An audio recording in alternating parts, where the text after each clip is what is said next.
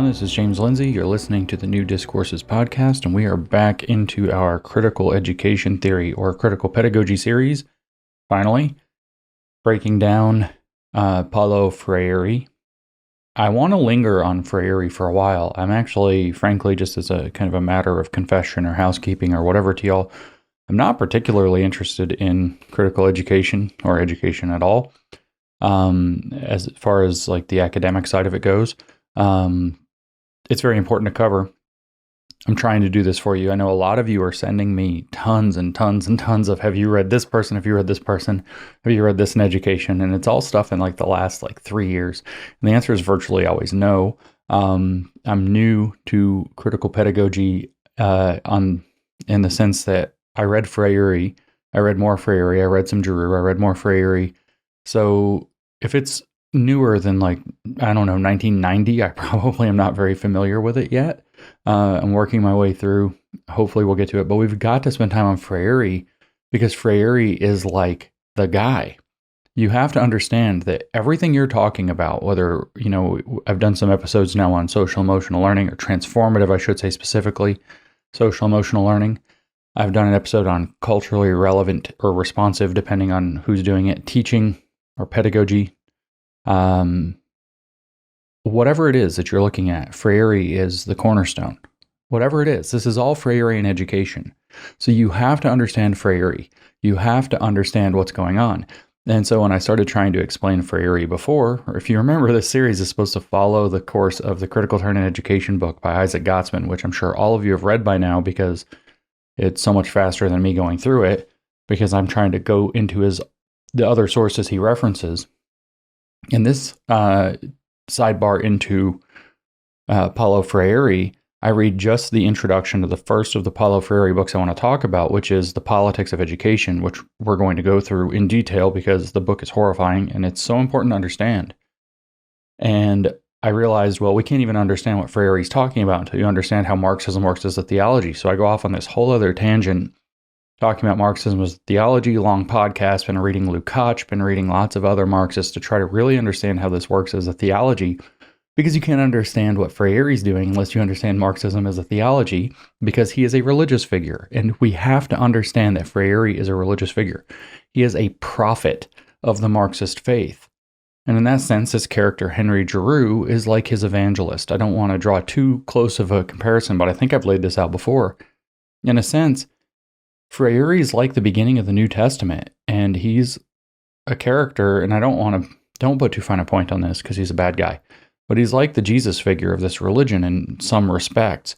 And then that positions Henry Giroux as sort of like his St. Paul, who's gone and evangelized for him. And these two become the big cornerstone figures in critical education. I know we have lots of other people that are relevant, Gloria Ladson-Billings, Bell Hooks, as we get into kind of the racial dimensions, Joe Kinchelow, Michael Apple, blah, blah, blah. There's names and names and names. And then there's all these kind of new weird things going on, kind of on this superficial level, Portrait of a Graduate, what's that? Gary Howard's Deep Equity, what's that? All of these ethnic studies initiatives, ethnomathematics initiatives, and so on and so forth. This thing has really proliferated. You have to understand that we are 50 years into critical pedagogy, and it has totally gone bonkers. And it's really spread out, and virtually every educator for 30 years has been obsessed with this. And they've been obsessed with it and filling the space with every possible nonsense thing you can imagine. And Freire is really all of it. It's all just repackaging Freire. I think when we go through this episode, where I'm going to break down the first 4 chapters of The Politics of Education for you, you're going to see, and I'm going to make the case explicitly, that culturally relevant or responsive teaching, the other CRT, is literally just a repackaging of Freire. It is literally just the race repackaging of Freire, or it could be queer, actually, because they're going to see queer culture as a culture. So we're literally just seeing a repackaging of Freire again and again and again. There are other elements. Joe Kinchelow, who follows after Giroux, kind of in terms of major figures in importance, comes up with critical constructivist epistemology or critical constructivism, which is the right name for the mechanism of wokeness, as I've discussed it at length, and there's a bunch in race Marxism about it. And you can read about that or listen to some of the other podcasts that I've done on it or whatever. But really, it's just repackaging Freire and kind of fleshing out Freire didn't just give like the skeleton. It's like he gave the framework, the whole thing.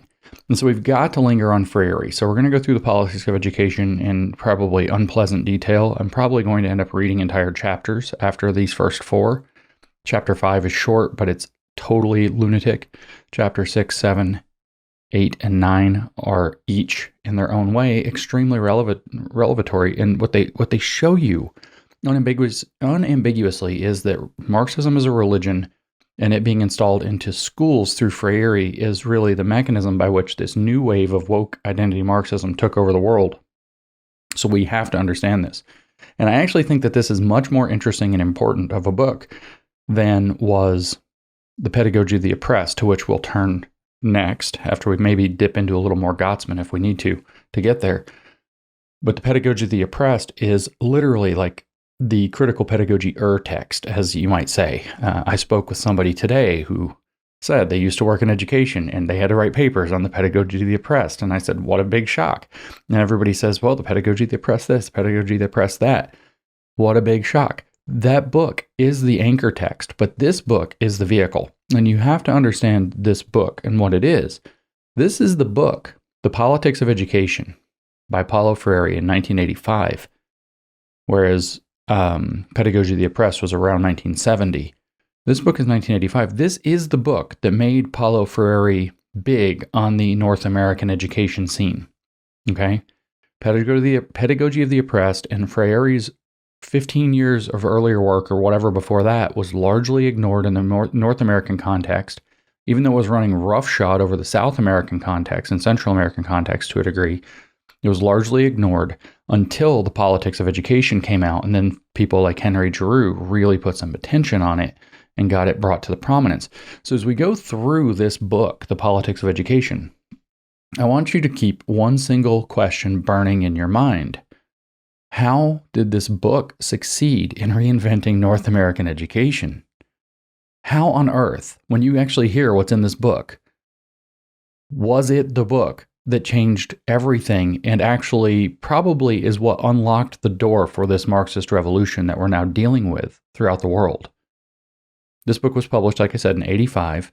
This book is Freire's big breakout moment in colleges of education, largely due to the diligent work of Giroux. We can talk about the mechanical house. Giroux had already been radicalized. Giroux already had engaged in what he called his most important element of praxis, which was to get something like 100 Marxist radicals tenured as education faculty across the United States as professors in different education colleges.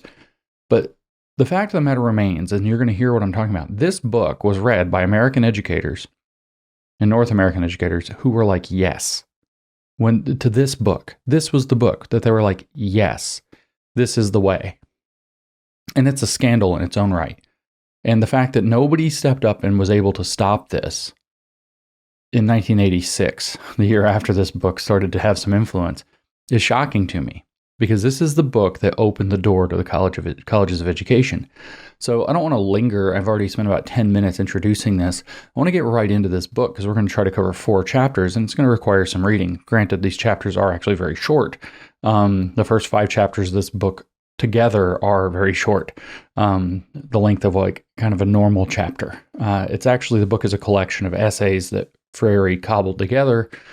Some of them, like the 5th chapter, don't even seem to fit in the book. It's about social work instead of about education.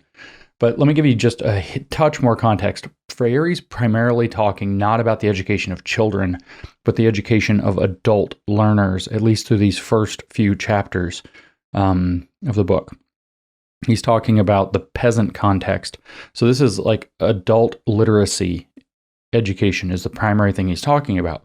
But what you're going to see is that all you have to do is take the idea of children as peasants and then minority children as super peasants, and you can easily graft the Freirean model onto first childhood education, or we would normally think of as like K through 12 education, and then furthermore onto this culturally responsive model. And right from the beginning, Now we're going to dive into the book, chapter 1. I already read, by the way, the entire, in 2 episodes earlier in this series, critical education series, I already read Henry Giroux's, who is a name I've mentioned many times already in this episode. I read Henry Giroux's introduction to this book in 2 pieces.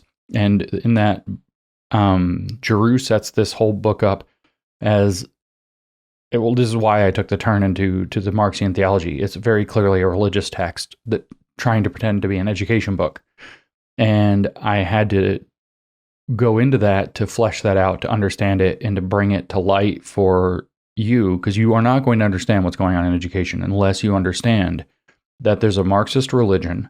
The Marxist religion has gone through several denominations and revisions, and then it got its major kind of renewal or revival in the 1980s as a result of Paulo Freire being brought through his evangelist Henry Giroux into the context. That's a little more complicated story. Since we're doing asides, it's a little more complicated story because, as it turns out, here's a fun little set of connections that I'm not going to elaborate on that we can think about. But it turns out one of these names does show up. Paulo Freire was tied up in the liberation theology movement in South America, which is the Marxist infiltration of Catholicism, which of course was very prominent throughout South America. So he's first a liberation theologian, okay? All of his education stuff really ties back to his liberation theologian roots. I don't know that he's not a priest. It's not like that. He's not actually a liberation theologian, but that's his religious context, his liberation theology, which is Marxist Catholicism, or actually it's Marxism posing as Catholicism is a better way to phrase it. And so one of the mentors of Paulo Freire is a priest by the name of Dom Helder Camara.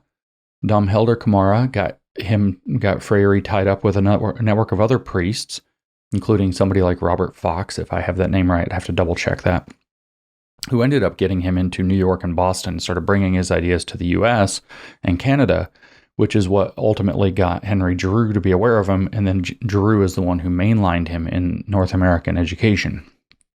Now, this Dom Helder Camara character is actually cited. He's actually referenced, literally, explicitly, by name, referenced in The Politics of Education. So Freire, this isn't like I'm exaggerating something. This is a guy that Freire saw as influential. He mentions him in this book and says that he's actually this kind of persecuted character unfairly. Well, Dom Helder Camara is a very interesting character in his own right. Dom, by the way, D-O-M, refers to, it's his title. It's like father. Helder Camara is his name, just so you can spell it out if you need to. And so Camara turns out to have also been the mentor to one Pope Francis, who many people recognize as a kind of colloquially as Marxist Pope. And so he was, a liberation theologian, and he helped bring Pope Francis up. But it turns out there's yet another interesting character on the world stage right now who's friends with Pope Francis in some regard, who also considered Dom Helder Camara very important. In fact, he referred to him as his spiritual father, and that man's name is Klaus Schwab, the chairman of the World Economic Forum.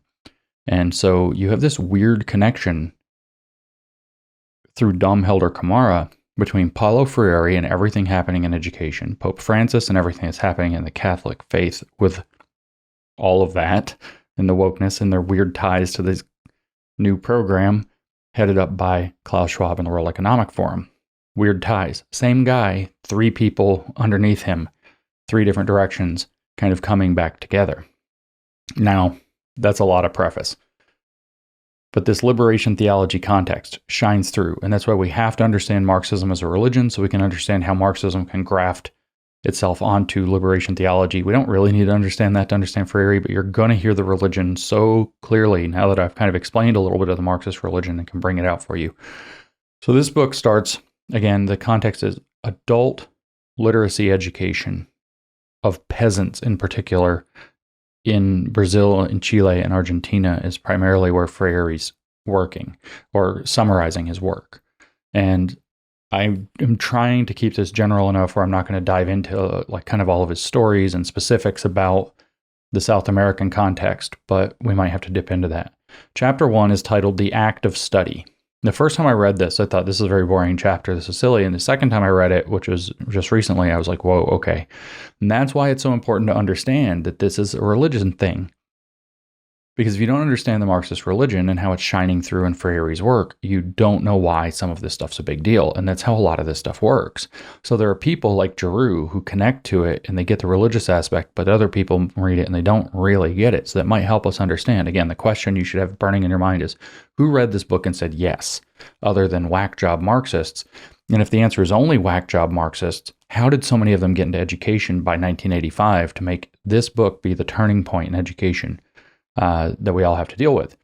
And thus, since it's the turning point in education, again, this book and the Pedagogy of the Oppressed become kind of the cornerstones upon which all of our stupid education programs, doesn't matter which one it is, liberatory education, SEL, as it's become transformative SEL, culturally responsive teaching, ethnic studies, CRT, all this crap in education, all of it, doesn't matter, deep equity, whatever the brand name, portrait of a graduate, it's all Freirean. And so right from the beginning, what Freire does in this is sets up a false dichotomy, as Marxists tend to do, a false dichotomy in education right from the beginning. And so this is, you have to understand, there's a few points to Freire that we have to understand in terms of what Freirean education model looks, the model looks like, and it's how wrong it is, but yet sort of seductive. And you see this throughout Marxist crap. Kendi does it, for example. Always these weird false dichotomies that are very seductive to people who are not very discerning. And so he sets up this in education. Either one is studying to memorize. Remember, this chapter is called The Act of Study. You are either studying to memorize, or you're studying to offer essential critique of the underlying assumptions, agendas, etc. of the educational materials and the society itself. So in other words, you're either engaging in empty, hollow, useless, rote memorization, very, very low-level garbage posing as education, or you're doing the only thing that education really should ever be, which is to learn to, he might say, think critically, but he means critically like critical theory, to offer an essential critique of the underlying assumptions and how they link to society.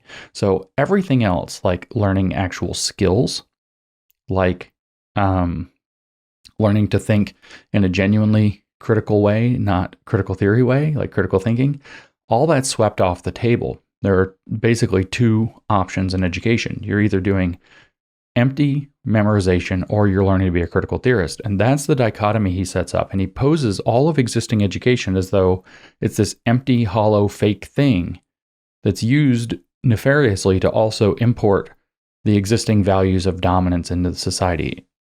Or you can learn to question all that through a Marxist analysis of the hidden interests that are made to maintain oppression that are then promoted by, say, the text or the lesson or whatever else. So what he's saying is that education as it exists, which is, you'll hear largely, when you understand what he's doing, he's talking about, it's largely teaching people to read, like phonics, like actual skills-based education that he's criticizing. He says that it's actually there already, and this is, again, that same Marxist trick. The education already largely serves to indoctrinate into the existing society, when instead it could be used to awaken critical consciousness. That is the fundamental dichotomy, false dichotomy, that either education indoctrinates into a bad society that's oppressive, or it can be used to liberate people from that bad society which is oppressive. That is for him, because everything in Marxist thought is always about the power dynamics put through the structure of the existing society. You either can uphold it or you can destroy it. And everything else, like just learning basic skills or learning skills to succeed within the society that exists, is either problematic or fake. And so you have to get away from things like, why would you teach kids to learn to read and do math if the existing society, which is bad and oppressive, value being able to read and do math? No, you should teach them to be able to read the society and critique the existing society through the text.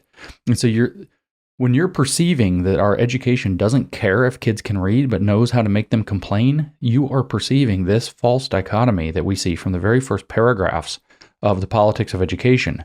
Again, the turning point book in Western education.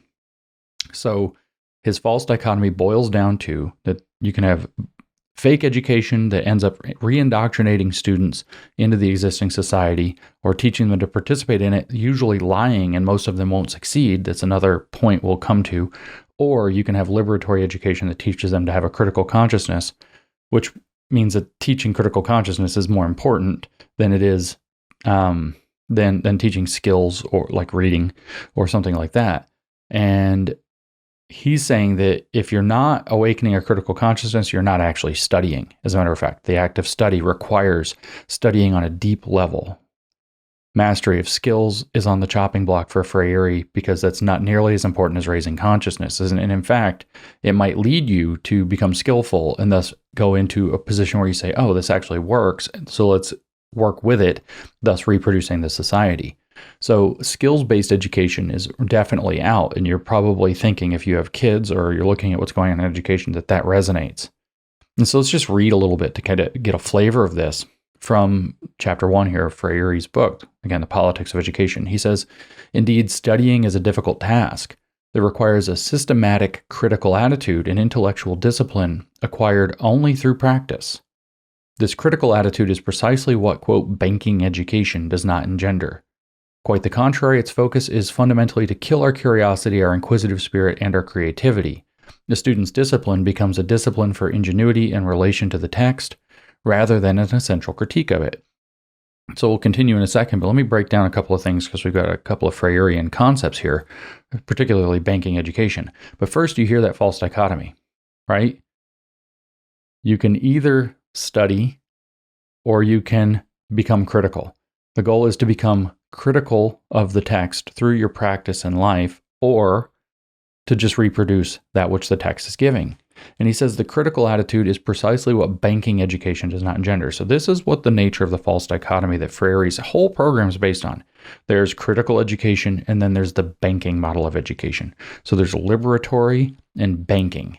And what does he mean by banking? This is a whole chapter in the Pedagogy of the Oppressed. He holds up the idea that education is set up on the idea that the students are like bank accounts. The learners, they don't like the word students, are like bank accounts, and the teachers come in and deposit things into their heads.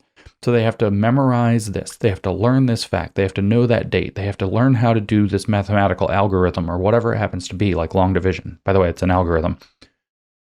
And so they're depositing mostly useless knowledge into the students' heads so that they can reproduce that. But what they're also depositing is the basic underpinnings of the existing society. Okay, so the banking model of education, he says, doesn't work. It doesn't awaken a critical mindset. All it does is teaches people facts that they don't necessarily even need, that are things that the teacher thinks are important, and deposits them like ideas into a bank account, and then tells the students that literally, I've now given you intellectual capital, so you can capitalize on that by becoming a functioning member of the existing society. That's his banking model of education. And so some people squander their bank account and other people rise to the top. And so it engenders inequality. So this is what Freire says education already is. And then he offers critical education as a alternative, as in fact, liberatory education, or critical and liberatory mean the same thing here, really, Marxist. And you can have, that's the only viable alternative, because everything else actually reproduces the existing society in one way or another. Okay, so he says, the critical attitude is precisely what banking education does not engender. Quite the contrary, its focus is fundamentally to kill our curiosity, our inquisitive spirit, and our creativity. You hear these themes repeated actually quite cynically a lot about the current model of education, which, by the way, if you want a partial answer to how did this happen, we can go all the way back to the school reform movement and John Dewey, and how the Rockefeller Foundation dumped tons of money, and it's the Bill and Melinda Gates Foundation doing the woke stuff mostly now, back in the day, to actually build an educational model that did actually kind of prime people to be capitalist widgets. So you hear these critiques all the time, and Freire therefore has a hook where he can put his claw and start dragging all this Marxism in. And so he says a student's discipline, meaning the discipline to study, the way to learn the material that's being taught, becomes a discipline for ingenuity in relation to the text. So staying within whatever's inside that textbook, which is going to reproduce the existing society from which it was produced, rather than an essential critique of it. So by teaching students to study the textbooks that they're given and learn what's in those textbooks, say facts, history, math, whatever it is, what you're actually doing is according to Freire, is you're teaching them to operate within the paradigm where that textbook is relevant. And you're not teaching them to critique that paradigm. So you are actually locking them in the prison of society even more deeply by teaching them to understand what's actually in the book rather than using the book as a vehicle to do critical theory.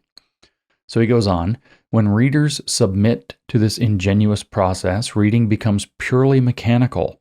And this, among other factors, can explain the readers tuning out on the text and daydreaming about other things. What is required of readers in essence is not comprehension of content, but memorization. Instead of understanding the text, the challenge becomes its memorization, and if readers can do this, they will have responded to the challenge. In a critical vision, things happen differently. A reader feels challenged by the entire text, and the reader's goal is to appropriate its deeper meaning. Okay, so you still, again, the same Marxist crap is being brought to the surface here. Either you are memorizing a text that you will then reproduce, which is all fake, and that's why people tune out and daydream and don't pay attention, and it's boring because you're just memorizing facts that are not relevant to your life, like how to do long division or how to, read, something like that, understand the scientific method. When are we going to use this crap? But on the other hand, in a critical vision, you could be basically just doing critique of society all the time. And the text just becomes another vehicle to bring up the critical philosophy. And this is exactly the program. This is the false dichotomy. This is the freaking baloney that he's putting out. And it all proceeds from the assumption that the existing society is really flawed. And there's this better way that only certain people know. And that's where he says the reader feels challenged by the entire text, and the reader's goal in critical vision is to appropriate its deeper meaning. So there's a hidden deeper meaning that could be uncovered. And it gets worse because we're going to talk about the hidden curriculum soon.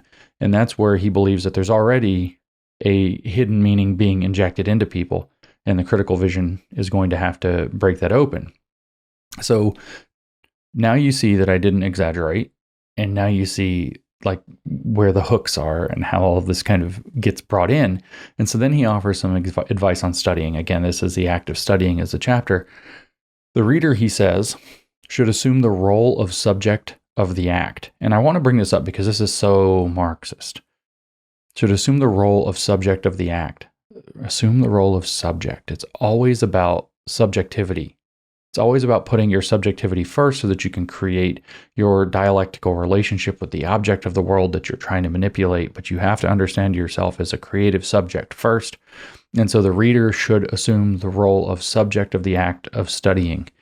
It's impossible to study seriously if the reader, he says, this is his quote again, it is impossible to study seriously if the reader faces a text as though magnetized by the author's word, mesmerized by a magical force. If the reader behaves passively and becomes domesticated, trying only to memorize the author's ideas, if the reader lets himself or herself be invaded by what the author affirms, if the reader is transformed into a vessel filled by extracts from an internalized text, that's when he says that it is impossible to study seriously.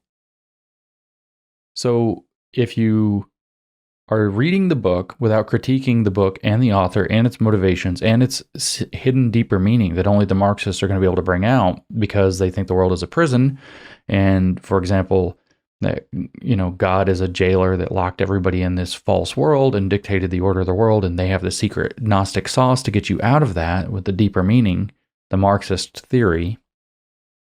If you just take the book and read it, now remember, we're talking about basic adult literacy. He literally is talking about learning basic syllables and phonics, very basic literacy. And so you can easily transfer this over to early childhood education, and they do.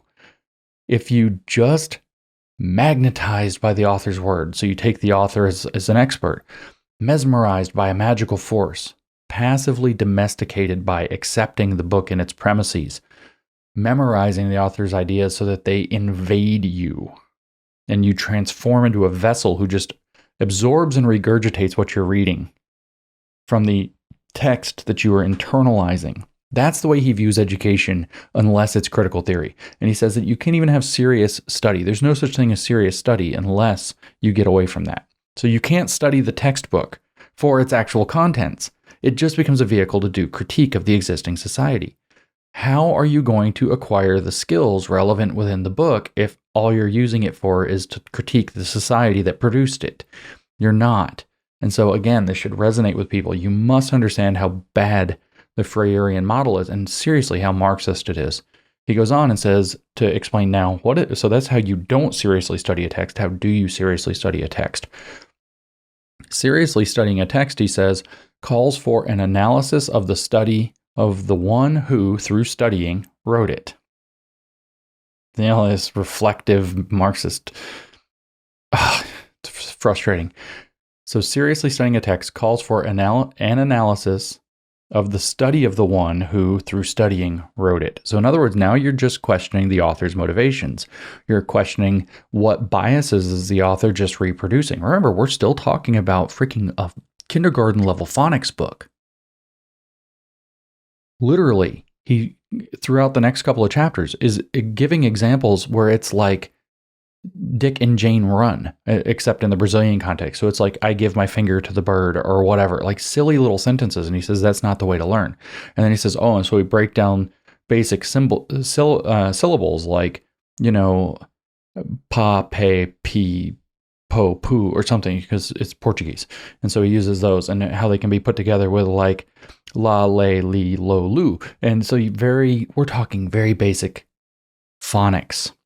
We could be talking about simple arithmetic textbooks for kids. And so to seriously study this text requires an analysis of the study of who wrote it and why they wrote it that way. He says it requires an understanding of the sociological historical conditioning of knowledge, and it requires an investigation of the content under study and of other dimensions of knowledge. Studying is a form of reinventing, recreating, rewriting, and this is a subject's, not an object's task. So Marxist. Further, with this approach, a reader cannot separate herself or himself from the text because she or he would be renouncing a critical attitude toward the text. This critical attitude in studying is the same as that required in dealing with the world. That is, the real world and life in general, an attitude of inward questioning through which increasingly one begins to see the reasons behind the facts. This is a disaster. Again, we're still talking about a basic phonics book for adult literacy classroom. Studying is a form of reinventing, recreating, rewriting, and so that requires you to understand yourself as a subject. And that you're a subject who's not reading and studying a text. That's what he's saying in this paragraph.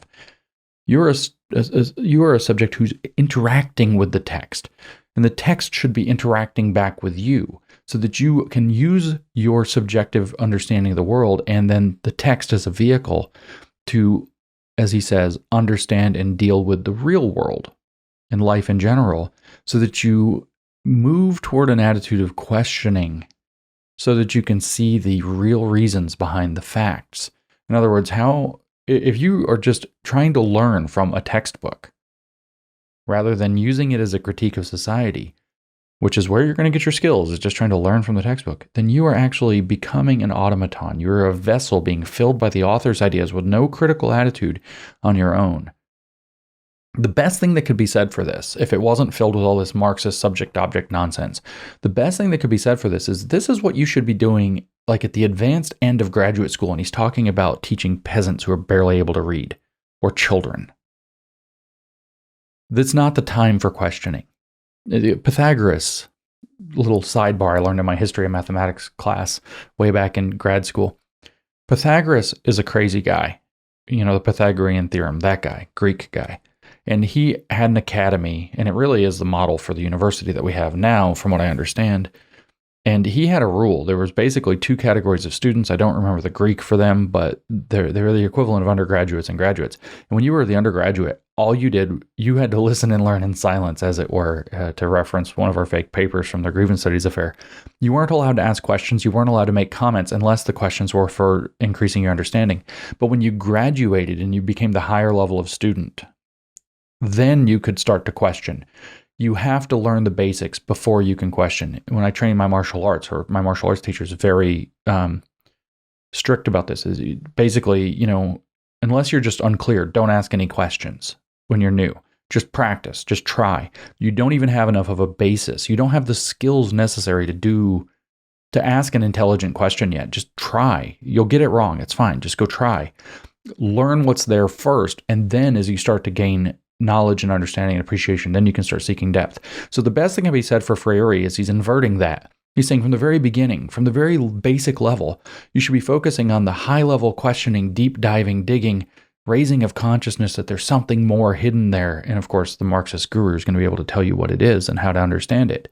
There's your social emotional learning, where they tell you some complicated emotional phenomenon to children and then tell them how they're supposed to feel about that, what the right social and emotional responses are to some complicated phenomenon outside of their range. You have to invert this, and you treat the lowest level student like they're the most advanced level student. And that is the friendliest thing you can say about it, because that ignores the fact that it's literally Marxist nonsense that completely creates a caricature of education in order to replace it with its own demonic approach. And that's not a good thing to say about it. That's the best thing to say about the Freire and Education, is that it actually gets pedagogy upside down. We'll probably end up coming back to that. So what he goes on to say is the act of study assumes, just if you didn't get that this is Marxist and thus Hegelian yet, the act of study assumes, he says, a dialectical relationship between reader and author, whose reflections are found within the themes he treats. This dialectic involves the author's historical, sociological, and ideological conditioning, which is usually not the same as that of the reader. So what you have to do when you read a text is you have to say, who was the author? What was his historical and sociological conditioning that led him to write this book in this way? And what assumptions is he bringing to bear? And how is that outdated? Because now I'm in a dialectical relationship with this, where I'm critiquing and challenging the very worldview from which this, again, basic phonics, or we could say basic arithmetic or whatever book was written. He then says in all italics, in his italics, to study is not to consume ideas, but to create and recreate them. So for Freire, it is not about learning the subject at all. The subject matter is not only irrelevant, but it is a distraction that will lead you to fall into the trap of becoming a vessel for banking education that reproduces the existing society. So skills acquisition and development, except if that's critical consciousness and praxis, I should say, becoming a Marxist activist, is never advocated for in Freire. This is so Marxist, it's just assumed, wrongly assumed. The idea, you've heard this before. What do I mean this is so typical of Marxist? It's just assumed throughout everything that the privileged will be okay, so we deal with the lowest common denominator, we work with the literal lowest, most oppressed, whatever, and we just assume, oh yeah, you're talented and gifted kids, well, they're going to be fine. They're already talented and gifted. Ignore the fact that mounds of research shows that they require special interventions, or else they become bored and disaffected and whatever else, that they actually require specialized education, etc., to bring out their talents. No, the assumption is the privileged people will be fine. You have to give no attention to them. Everybody's life will matter when Black Lives Matter. The privileged are just automatically going to be fine. And so for Freire here, it is that skills acquisition will just happen. You don't have to teach people phonics to teach them to read. You can teach them politics, and the reading will come naturally because they're still interacting with words. So he's just inverting the purpose of education yet again. And so let me just put the point to you again. This man, Paulo Freire, this man's work has become the most influential, period, on the entire North American Western approach to education since this book was published in 1985. And in the very first chapter, which is literally like 3 pages long, it's a complete inversion of actual education and the insertion of direct Marxist ideology. What this is, and I told you we'd come back to this, is inversion of the hidden curriculum. Okay, so that's why he says what he says here. So I have to explain what the hidden curriculum is very briefly. The hidden curriculum, so there's the real curriculum or the explicit curriculum, and then there's the hidden curriculum in Marxist education theory. The curriculum is math or reading or science. The hidden curriculum are social values, how to order society, how one should study, how one should interact with knowledge, how one should interact with one another. What they want to do is invert that and make the hidden curriculum explicit, the values-based social ordering part, and then let the skills-based stuff become implicit. So, for example, to give you a kind of a picture, maybe they have, some kind of a word problem in a math book, and they're talking about a kid and his family, and they say his mom buys this many and his dad buys that many. How many do they have total? You can imagine a very simple arithmetic, second or third grade math problem. Mom buys 5 bananas, but dad didn't know that she bought 5 bananas, so he bought 8 bananas. How many bananas do they have now total? And what they would say is the hidden curriculum is the idea that there's a mom and a dad and a family. And it's teaching the value that mom and dad, might independently, first of all, that they're a team, and second of all, that they might independently go do things to promote the general welfare of the family. And that if they would have communicated, more directly, then you wouldn't have too many bananas or whatever it happens to be. Okay, so that's the idea of the hidden curriculum. So the idea of saying, well, mom bought this many, dad bought that many, how many does the family have now, reinforces the idea of a nuclear family with a mom and a dad. That's the hidden curriculum. Or you guys should all sit, in rows, and we're going to have kind of structured reading time, structured math time, recess, structured this, structured that. That orders a hidden curriculum that teaches you to fit. And this is the critique everybody always throws, to teach you to be a cog in the capitalist machine or whatever, instead of like the Montessori approach, which is a little bit more fluid and open. That's a hidden curriculum, to make the kids line up and walk in a straight line to, say, the cafeteria at lunchtime, like we had to do when I was a kid. And everybody had to go through the little bird bath thing and wash our hands. That's social conditioning. Line up, follow directions, wash your hands before you eat. Go in one at a time, straight lines. And there is a degree to where you could even say that's kind of true, and you can look back at the school reform stuff and the Rockefeller's agendas, and there is a kernel of truth to this. But on the other hand, it's also managing like 7-year-olds, which, if you've never tried that, is a bit difficult, and trying to get them to, use this structure and these boundaries to develop the ability to self-regulate as well, which of course Marxists don't want. They think self-regulation is the conditioning of the limitations of your subjectivity, and thus the conditioning of how you're going to end up being a automaton that reproduces the existing society. And so the hidden curriculum is all of the kind of socializing that takes place in schools. Don't poke, don't hit, don't touch, don't whatever. One at a time, raise your hand if you want to speak, plus the kind of stuff that's caught up in the textbooks, like that maybe there are families, or this is what Johnny went to talk to a policeman and the policeman said, and that's the kind of story that you read. And so there's a hidden curriculum that reconditions people into the society. So what we actually have with Freire here then, with skills-based stuff, is an inversion of the hidden curriculum. Marxist educators believe that the schools teach their subjects explicitly in cultural values, norms, and so on implicitly, and that's called the hidden curriculum. And the Marxists want to invert this. They want to teach Marxist and cultural values explicitly. That's literally the program of social emotional learning, and why they want to insert it into every single subject. And then they're going to teach their subjects implicitly. So if you teach, this is like a second big point of the Freirean project. If you teach the politics, then the skills acquisition will come along for the ride. And of course, the data are showing that doesn't work. We've had all this crap in our schools for a while, and literacy rates, math competency rates, grade level performance rates are in the toilet. It's really bad. It doesn't actually work. But they don't care, because they don't actually need people to be competent. They need people to be Marxists. The real truth is they're redefining competence in being a Marxist. The more Marxist you are, the more competent you are, the more critical your consciousness and more vibrant your activism, the more competent you are. And so DEI officers are highly skilled at being Marxists, so that's why they have a competence to be hired. And they're going to make sure that other people are going to be hired according to that fake, phony political competence structure. But actually learning to read and do math falls to the wayside as a result of this. So it's yet another inversion. Of course, Marxism is always an inversion of reality, always an inversion of what works. And this inversion goes even deeper because this is what I said a minute ago. Freire is really calling to the task of a researcher, of an advanced, mature student, as a strong skills based already, which requires developing skills first. And he's flipping that over. Let's do the advanced questioning of society, question the author. Could you imagine sitting down with a second grader and trying to get them to look at a basic arithmetic book and then spend all your time talking about, well, what are the author's biases? What social historical condition was he working in that caused him to write a math book this way and to choose bananas instead of cantaloupes or whatever else for the math problem? What this actually is, though, and this is key, is it also assumes, and as a super hidden curriculum, a subtle erasure of the innocence of children.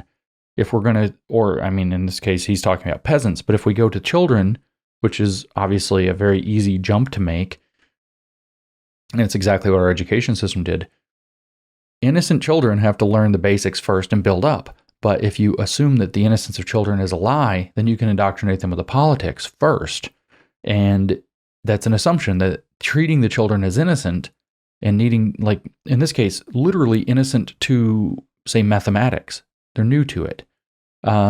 Treating them in that regard gets the educational program wrong. So this is, again, another subtle erasure of the innocence of children, but it's also used in this case to invert the entire pedagogical approach.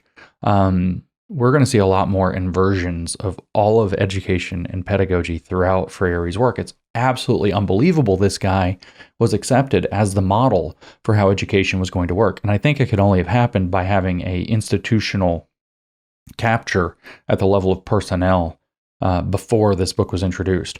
But to paraphrase Marx just for fun, as we close out chapter 1 of The Politics of Education, Freire literally takes education and stands it on its head, which is, of course, all Marxism does with reality, is takes it and stands it on its head. The second chapter of this book is adult literacy, the ingenuous and the critical visions. So he's going to compare these specifically in the context of adult literacy now. He just talked about the act of studying. Now it's going to go directly into, like I said, adult literacy as the context. So Freire's Bazaar, which is to say Marxist view of education, is a peculiar caricature of education, in the same way that Marx's idea of capitalism is a peculiar caricature of a market economy based on property rights. I don't know if you knew, Marx invented the word capitalism. It's the ideology that capital is good and should be had, that there should be this kind of private property that you can use to create more private property. That's capital, very special kind of property. And the ideology of capitalism is that this works, and this is why it works, and this is how it works, and this is why we should have it, and this is why people should be able to do it, blah, blah, blah. And so capitalism is a caricature of a market economy based on property rights. Here we have Freire reproducing this exact same caricature about education. This is just like, this is what we've just heard. This is just like Kendi, or where Kendi does this constantly with like racial tropes. He brings up a racial trope and then just says all white people believe this, which is preposterous. And Marx does it obviously with capitalism and some of his other ideas. Well, Freire is, what he's doing is he's taking the worst aspects and outcomes, or what happens with the bottom of the barrel, most difficult, we'll say, students or learners, and then constructs this cartoonish image of what he wants to criticize out of that. And he does this right after saying that study has to take you deeper than caricatures, which is kind of ironic, but this is what happens when you're projecting. When I say the worst aspects and outcomes, those are easy to understand on the superficial level, but a deeper kind of way you can see that is, as a former teacher myself, you have certain students that just can't get it, right? And so what we're going to read is this example that he gives, to kind of set the stage for what we're about to hear. He gives this example of peasants that they teach to read who then cannot get jobs.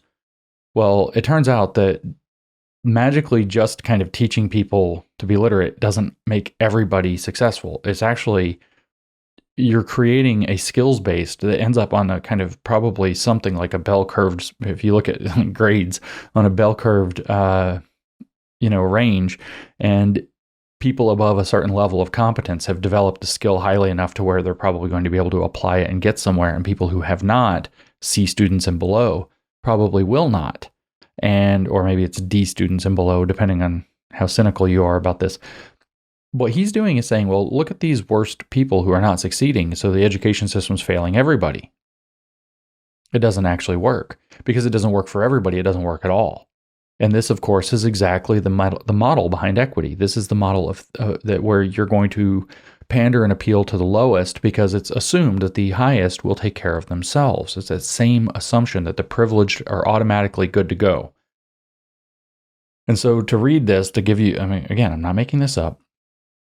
He says, our concept of illiteracy is naive at best. So now we're really also going to blow up the concept of illiteracy because we're talking about adult literacy. So obviously it's a Marxist thing.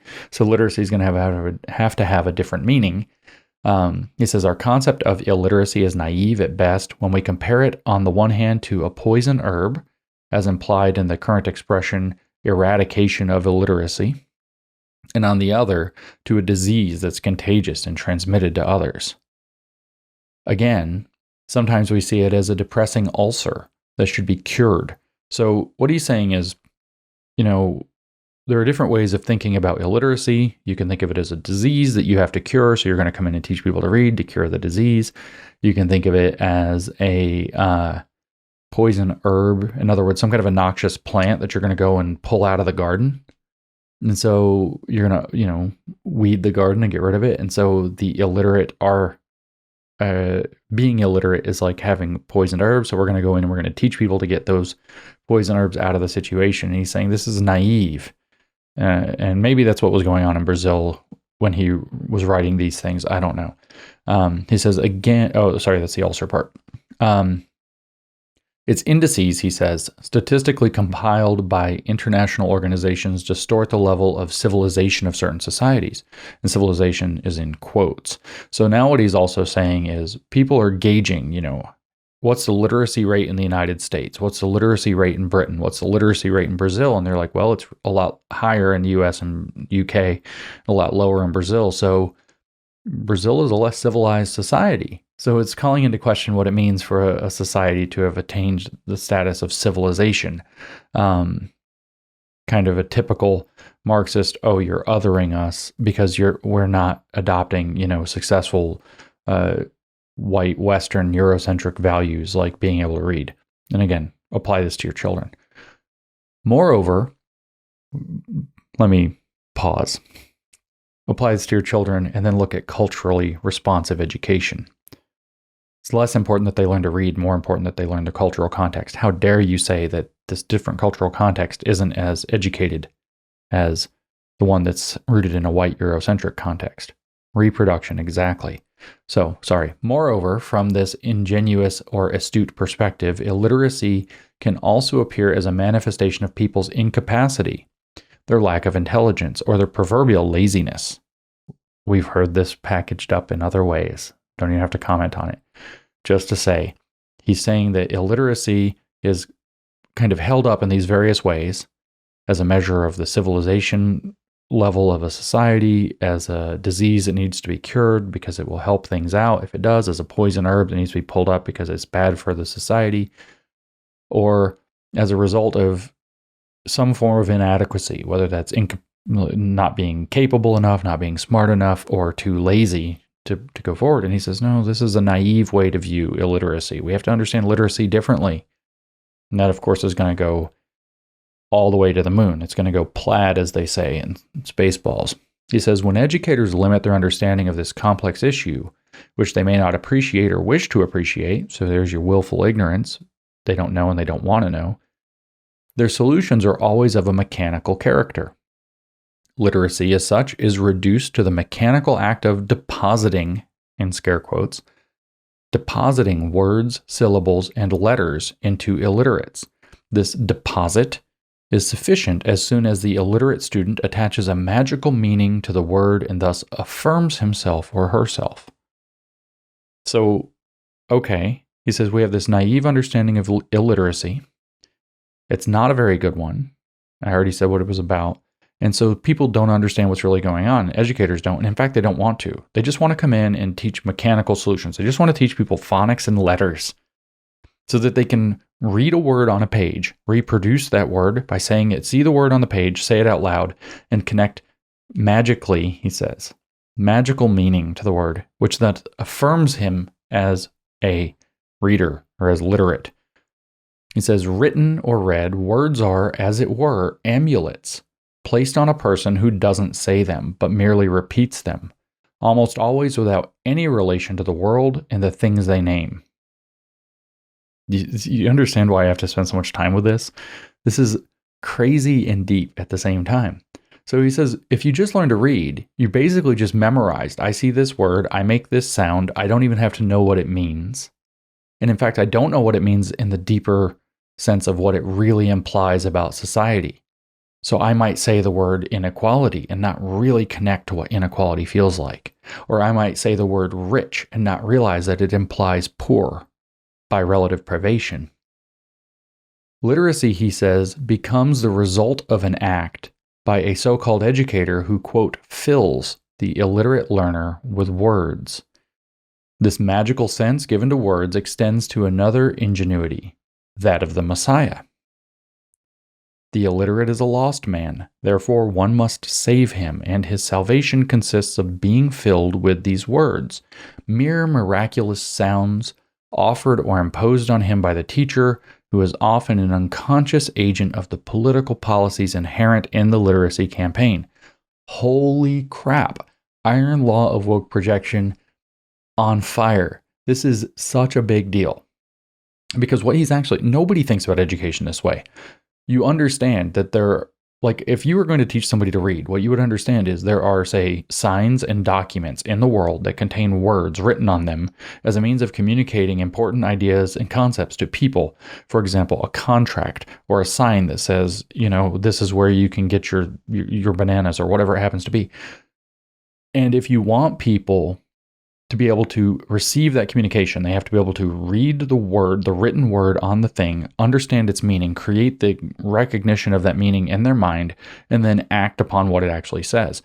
With contracts and things, it becomes very important because people could be very easily fooled by not understanding the thing that they've agreed to if it's in writing and they don't understand it. Okay, so your goal is to teach the people to understand the words and the sentences that they are embedded in so that they can create the meaning so that they understand the thing that's being communicated. That's the way we really see literacy. That's what literacy really is. But he's saying it's something different. He's saying that what's actually being taught is a magical process where people learn these words and they're mere amulets. The meaning is actually abstract and actually just reproduces the existing society. They don't know the deeper meaning. And so this becomes an act where you're filling people with these words and sounds, but it doesn't mean anything because it's all magical.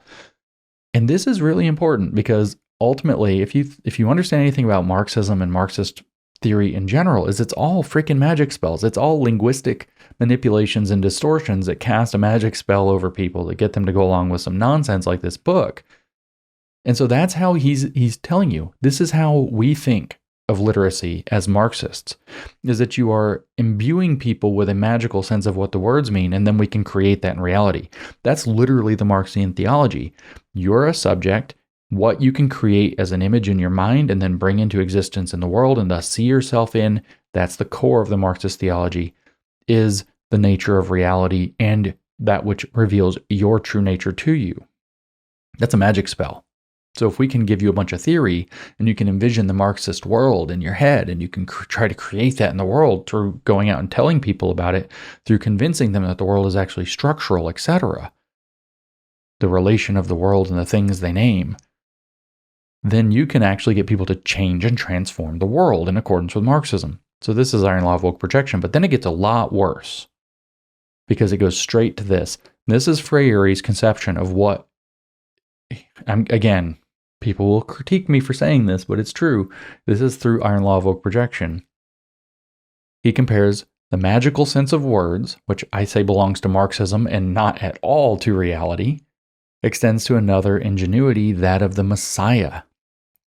And so the educator, meaning the Marxist educator, if we look at this through the iron law of woke projection, sees the illiterate as the Marxist illiterate. And we're going to hear how he changes the meaning of literacy in a minute, is the lost man who must be saved, and his salvation consists of being filled with Marxist theory, mere miraculous sounds offered or imposed on him by the teacher.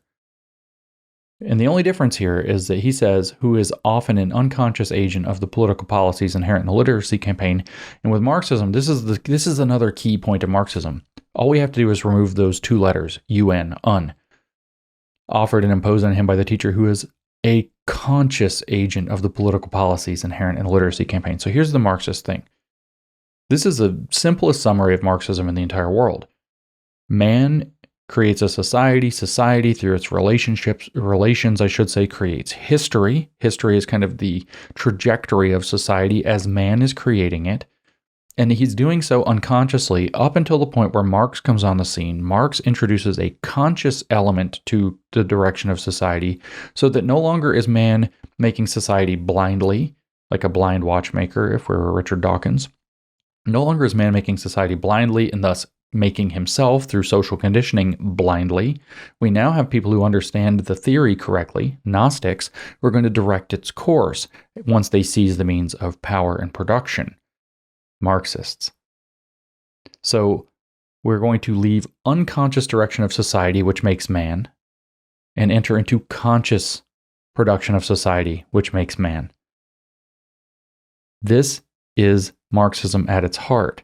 And so if you read this as Iron Law of Woke Projection, this Messiah business, as I do, Marxists see themselves as the Messiah who's coming in, conscious of the way to direct society, and offers people miraculous sounds, which is words that create theory, offered or imposed upon students by the teacher, who is a conscious agent of the political policies inherent in their literacy campaign. Iron Law of Woke Projection is big time happening here.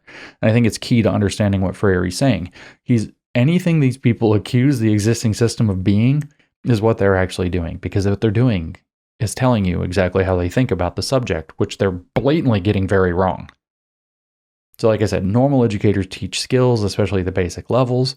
Those skills are connected to actual functions in reality, like being able to read the words on a contract and not get fooled, read the words on a sign and go the right way, whatever it happens to be. Maybe there are some people out there who become educators, especially in adult education, who have savior complexes. Maybe it's at a higher rate than baseline, maybe not, I don't know. But this is confession by projection to say that that's what education is actually about when not being done by Marxists.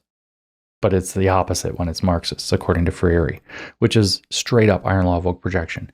And so they see themselves as messiahs. And I don't have to riff just off of this.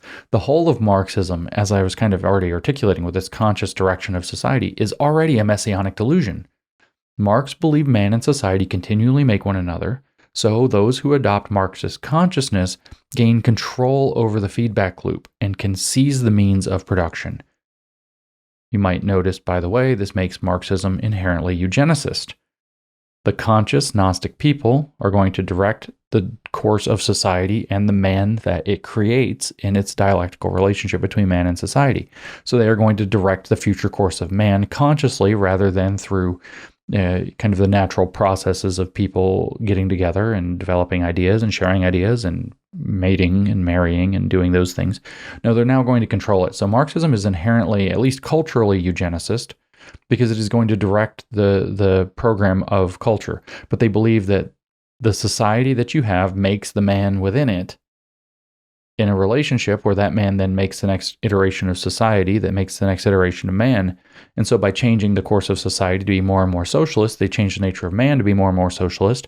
And so it's inherently eugenicist, so which when it doesn't work, they have to kill people by the millions, because it's inherently a eugenics project. It is the people who know how to direct the evolution of society and mankind take control over directing the direction of society and mankind. That's eugenics. Marxists are always eugenicists for this reason, period. But not to put too fine a point on that, George Lukács, who I also read quite a lot and I think is actually quite clear, it gives us another example of this messianic delusion at the heart of Marxism. They're saving mankind. Remember Marcuse, before I go to Lukács, said that we have two options for the course of society through capitalism. One is that it will become socialist, it will liberate itself, and the other is fascism and the total calamity.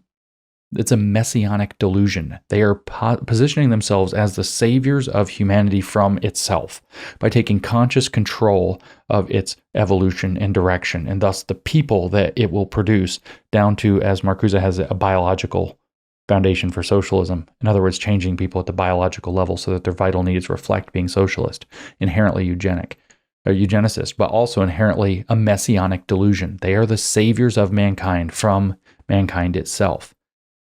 But to turn back to Lukács, he wrote a book in 1923 called History and Class Consciousness. I have a copy of this. It happens to be a copy that was reprinted much later, and it has a preface that Lukács himself wrote in 1967, much later, looking back at his own work, 44 years later. And in that preface, he describes, he's actually criticizing his own work. He's saying that it's not perfect, that he went too far with certain things and he had certain things wrong. It's one of the better, it's a difficult read, but it's a very good exposition of the religious aspect of Marxism. Like Freire, I believe Lukács actually got it as far as the theology Marx was expounding upon. But what he says, just to draw this messianic delusion thing to a close, is that what he actually says is that his theory that he wrote in 1923 in History and Class Consciousness is based in, quote, his own messianic utopian aspirations. He saw himself as a messiah figure who had aspirations to build a utopia, a kingdom of God here on earth, using Marxian theory. And he saw his own theory as messianic in nature. Society is in a position of calamity. The clear and present danger, as Marcuse has it, is the state we permanently live in, and it can be rescued only by taking us in the direction of socialism. So the socialist man becomes, as a collective, becomes the Messiah. The class, as Lukács says, the only way you can understand man is in terms of the right total at the level of a divided, stratified society is the class. And so the lower class, the proletariat class, the awakened class becomes the Messiah that is going to usher us into, through a dictatorship with the proletariat, usher us into a new world where we are saved from ourselves. So then when we reread this from Freire, it's going to hit hard. This is his education theory. The magical sense given to words extends to another ingenuity, that of the Messiah, the illiterate as a lost man. Therefore, one must save him, and his salvation consists of being filled with these words, mere miraculous sounds, offered or imposed on him by the teacher, who is often an unconscious agent of the political policies inherent in the literacy campaign. Imagine if instead you had the teacher being a conscious agent, seizing the means of the literacy campaign and directing its politics. Imagine if. That would be very messianic. And that's what's going on. It seems kind of small and unimportant and like I'm making a lot of hay out of something, but it really caught my attention. Freire is setting up a ton of his educational philosophy here. Freire's project is liberatory education. That's really what he calls it. So Marxist educators are seeing themselves as messianic figures, as messiahs, trying to turn students into the agents that are going to bring this messianic vision, these messianic aspirations. It's a messianic cult, and they are inducing students into their messianic cult. So education in the Freirean sense is not to be about educating or teaching skills, but rather about raising this religious consciousness, that conscious agent of the political policies to be made inherent into the literacy campaign. That's big. If you don't understand that that's what Freirean education is about, if you don't understand how that ties back to Marxism, you don't understand what you're reading when you read this book, or all of education that's come out of this book, which is virtually all of it. All of the education today is based on this. So here's what Freire has to say, by contrast, about skills learning-based textbooks. He says, from a methodological or sociological point of view, primers developed mechanistically, like any other texts, cannot escape a type of original sin, however good they might be, since they are instruments for depositing the educator's words into the learners. And since they limit the power of expression and creativity, they are domesticating instruments. Now, again, the same thing. We see the same thing. First of all, the iron law of vocal projection. They are blatantly using tools like social and emotional learning to deposit their answers to social and emotional questions into the people that they are psychologically abusing under those programs. That's what transformative SEL is about. They are blatantly doing this. So again, the projection, right? Notice the reference though. There's a type of original sin involved here, which is that if we just approach the skills-based learning mechanistically, as he says, there's an original sin they can't escape, which is that we're going to take what the educator or the textbook writer thinks and deposit that into the students or to the learners so that they reproduce it. What does that do? Very Marxist religion. It limits the power of expression and creativity and thus acts as a domesticating instrument. In other words, it limits the range of their subjectivity so that they become alienated from their own learning in exactly the Marxist sense. Their educational work becomes domesticating, it becomes limiting of subjectivity rather than expanding the range of subjectivity. This is so important to understand that this is what they're doing. So this is what they accuse education of doing, and then they say they have the antidote to this, but the antidote is to actually do that with their theory, which they believe is the only escape from that. Generally speaking, he says, these texts and primers are developed according to mechanical and magical messianic concepts of word deposit and word sound. I think that means learning to read and phonics, but I'm not entirely sure. Their ultimate objective is to achieve a transfusion in which the educator is the blood of salvation for the diseased illiterate. Moreover, when the words from which a text is developed coincide with the existential reality of illiterate learners, and this rarely occurs, they are presented as clichés. The words are never created by the ones who should have written them. Most often, these words and texts have nothing to do with the actual experience of illiterate learners. So now let me pause, because we're about to shift into, you're going to hear where the culturally responsive education comes from. But this set of metaphors is pretty intense. He's trying to characterize actually just teaching people to freaking read, or we could say do math or whatever, as a magical messianic approach, where if we just deposit the knowledge as the enlightened teacher, then the students will become successful. And therefore we gave them a transfusion of the blood of salvation for the diseased illiterate. Of course, this is exactly what they want to do, is they want to give a transfusion of the critical consciousness, because this is how they view education. Oh, we're depositing something into their minds, and then that allows them to do X, Y, or Z. And if it's reproducing the current society, that's bad. And if it's a critical consciousness, that's good. There is absolutely no understanding of actual learning. This is a serious delusional approach. So their ultimate objective is to achieve a transfusion of the blood of salvation into the diseased illiterate. And I'm telling you, he's going to change what the word illiterate means. We're going to understand that soon. Okay? And so that's one thing. Now we're going to shift a little bit in this. I started this sentence. Most often these words and texts have nothing to do with the actual experience of illiterate learners. So this is another huge Freirean point. This is going to be so important within the culturally responsive education movement.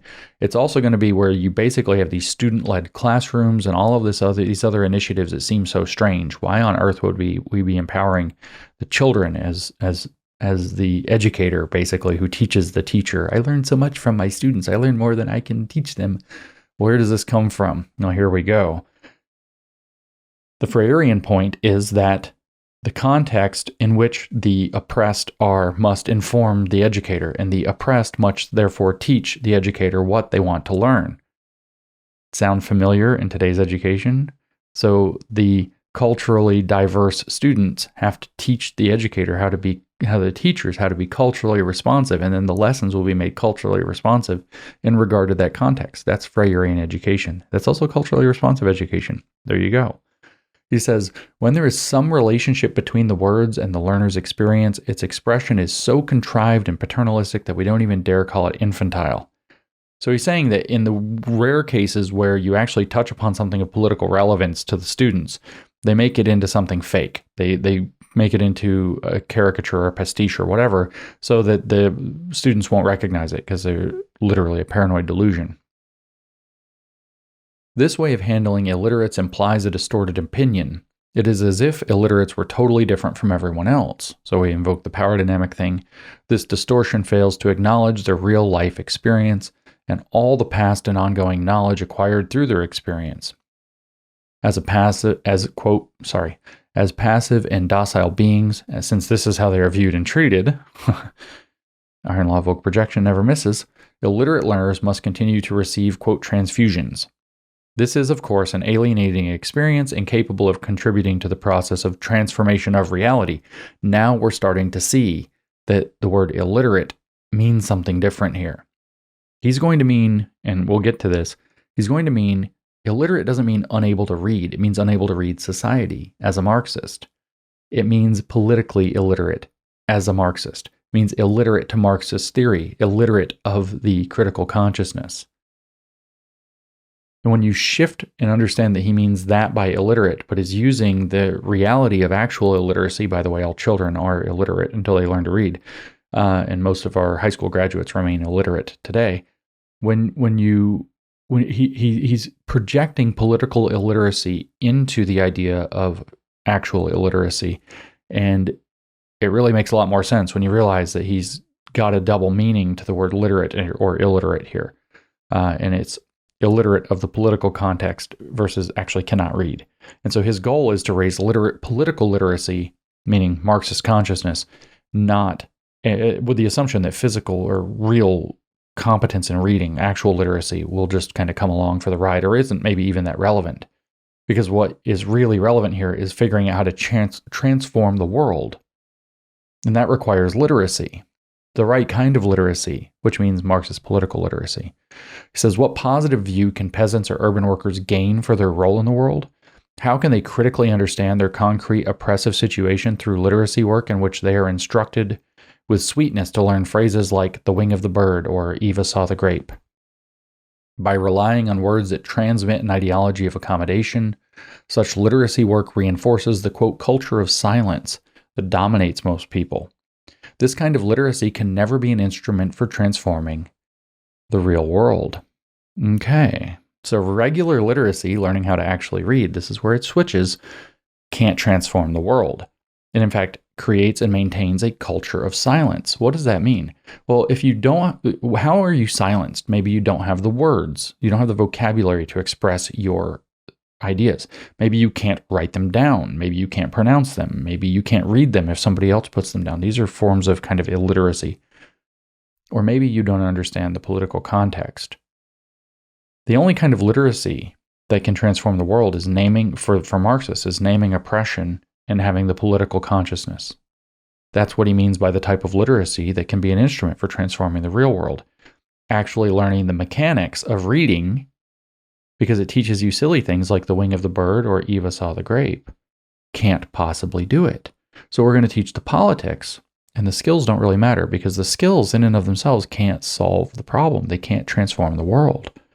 So he's explaining more or less why skills-based education fails according to Marxism. He says, and this is where I was referring to earlier, consider ex-illiterates who were trained by reading texts without, of course, they're analyzing what is involved in the social context, and who can read even though they do so mechanically. When looking for work or better jobs, they can't find them. They at least understand the fallacy and the impossibility of such a promise. So this is a person, there is a term for this. It's called functional illiteracy. You can read the words, but you don't really understand them, so you can't really do much with them. And when I was teaching 15 years ago, it was stated that the incoming college freshman functional illiteracy rate was maybe as high as 50%, looking at the way their tests went.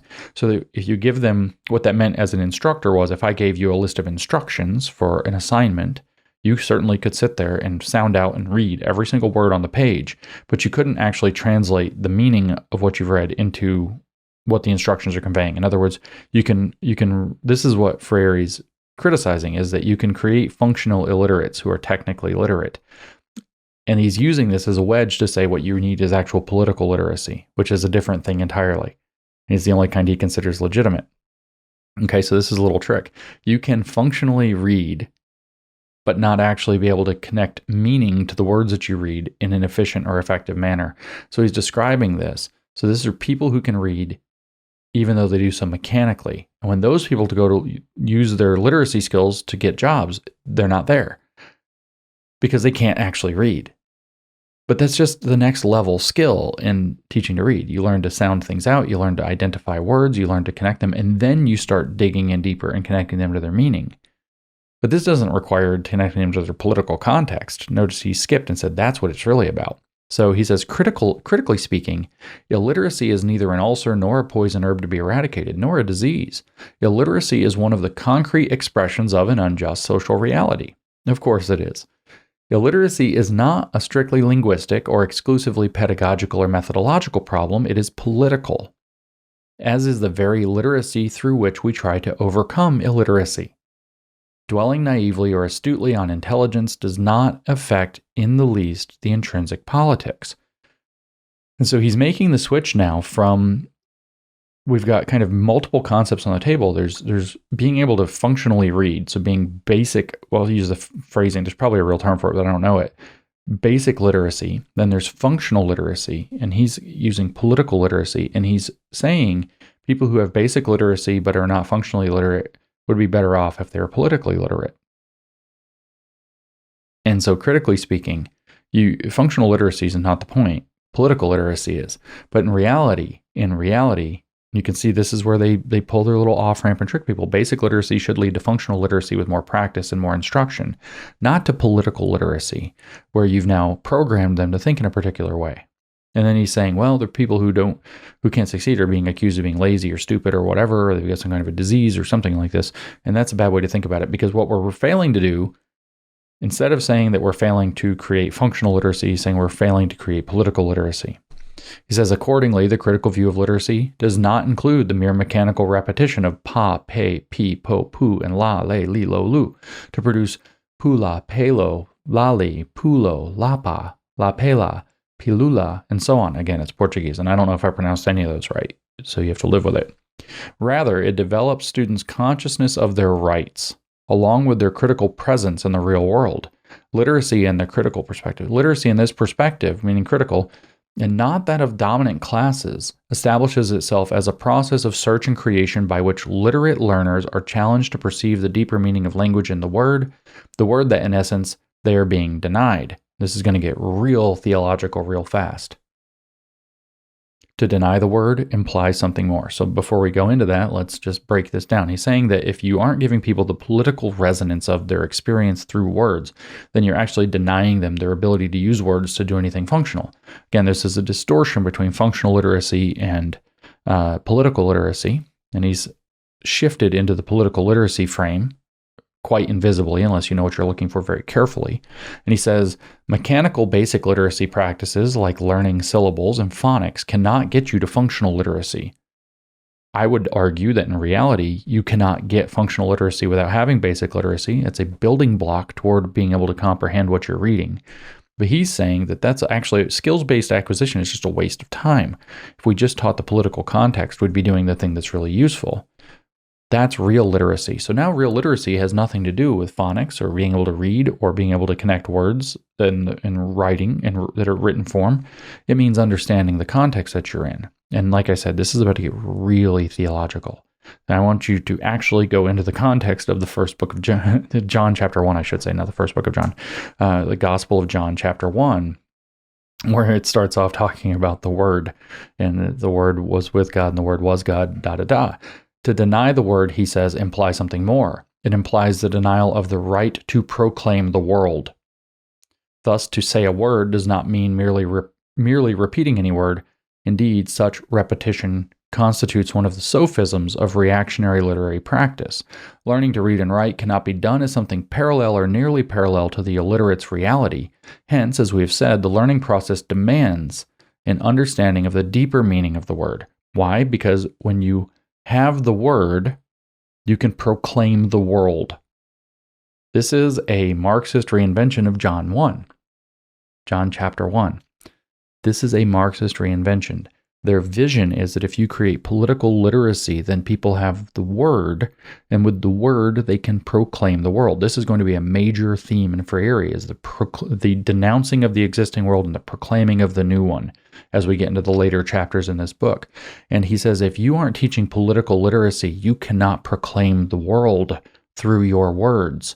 So basic and even functional literacy are irrelevant, because you cannot denounce the existing world and proclaim the new world without it. And I'm not kidding. He says his entire project is one of denouncing and proclaiming, denouncing and announcing. You denounce the existing world and announce the new one. That's the point of the word. This is very, very religious. This is for Freire, the point of education. Just want to kind of put that very clearly. He says, what should be contrasted with practice is not theory, which is inseparable from it, but the nonsense sounds of imitative thinking. For me, I see myself, this is him speaking for himself, for me, I see myself between both groups, among those who won't accept the impossible division between practice and theory, since all educational practice implies an educational theory. All educational practice implies an educational theory. So again, the central tenet of Marxist praxis, which is really the application of Marxist belief, is showing up here. There's already a theory out there. History is already being made. There's already a social structure. So it would be best if the conscious Marxist theoreticians, the dialectical thinkers, took control of that process and guided it. Conscious over unconscious, Gnostic over agnostic. They are positioning themselves as the Gnostic messiahs of society who are going to be able to lead us into the utopia by getting people to be able to understand the political relevance of the words that they are using and seeing so they can name their experience. Naming oppression makes it visible. That's the doctrine.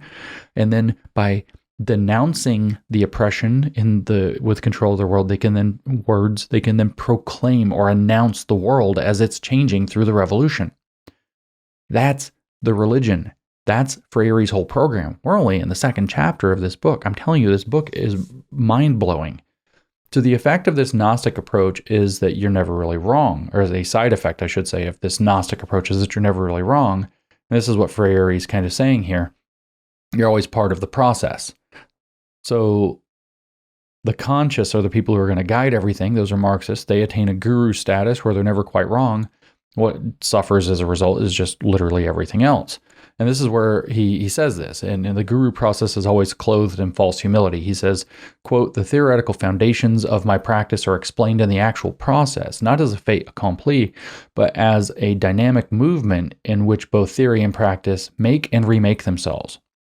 If you haven't followed up to this point how Marxist and Hegelian this is, with the idea that theory and practice were only separated by the division of labor for Marx, for example, and that they can only be put back together by erasing that division of labor, the original sin that cast us out of the garden.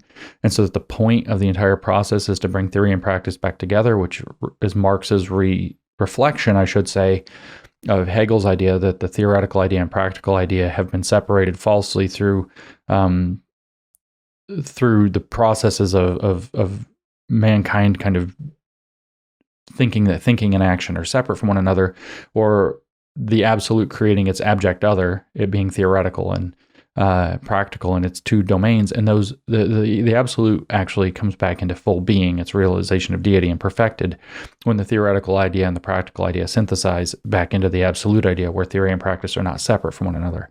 So here's Freire again. The theoretical foundations of my practice are explained in the actual process, not as a fait accompli, but as a dynamic movement in which both theory and practice make and remake themselves. Many things that today still appear to me as valid, not only in actual or future practice, but also in any theoretical interpretation that I might derive from it, could be outgrown tomorrow, not just by me, but by others as well, so they can never be wrong. The crux here, I believe, is that I must be constantly open to criticism and sustain my curiosity, always ready for revision based on the results of my future experience and that of others. And in turn, those who put my experience into practice must strive to recreate it and also rethink my thinking.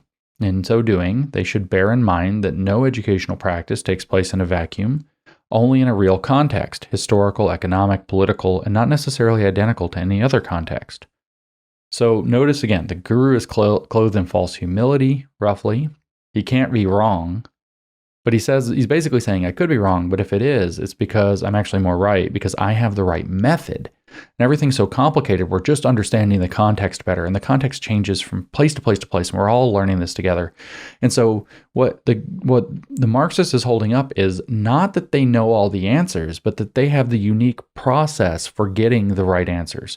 And every calamity that they have was that they create around them, every failure to teach kids to read or write or do math or any of these other things, every million people they accidentally starve in the Holodomor, for example, that's all them just figuring out, oh my gosh, the context wasn't quite what we thought. We have the right method, though, and the method, the dialectic, is the one thing that's never abandoned. Every theoretical construct is able to be abandoned or modified. Deconstruction, postmodern deconstruction would say that race is a social construct, so there is no race. That can be completely abandoned, or really aufheben. It can be aufgehoben. It can actually be remade through the dialectical process into races imposed. So even though it's a social construct, it's still socially determinant or structurally determinant by Kimberly Crenshaw and Mapping the Margins. Every concept can be thrown out, but the method itself is invincible. And the guru is in charge of the method. Everything he says could be wrong, literally everything. And then put into practice, it could all go wrong. But that's just the method revealing more of the contradictions that weren't visible before. And the people who are in control of the dialectical method are the people who are then going to be able to identify that and name it so that they can then attempt again later. So this is why real communism has never been tried, is because real communism only emerges when that's already settled, where you're no longer having to expose contradictions that you haven't realized yet. But it's the people with the method who become the gurus, and the gurus clothe themselves, critical gurus, critical theorists, critical Marxists, clothe themselves in false humility. I could be wrong. We're constantly critiquing. We critique our own theory. What they never critique is the dialectical method. They never critique the operating system of their entire platform, which is garbage. They never critique that. Everything else is up for grabs. But when things go bad, you don't say, wow, you were wrong, we're out, we're not listening to you anymore. You're supposed to say, wow, look what you've exposed, genius guru. Now you understand even more deeply. Let's get in even more deeply into your beliefs. The method is always preserved. So he goes on, he says, this effort toward understanding, required of me and others, again highlights the unity between practice and theory. But understanding the relationship between practice and theory in education also requires seeing the connection between social theory and practice in a given society. So this practice theory thing, this is a dialectical relationship. Practice and theory are held in opposition or in tension one another, dialectic. They create one another. What does that mean? It means you have some theoretical idea about how education should work. It's probably totally wrong. You put it into practice, a disaster occurs, and then you use that to update your theory.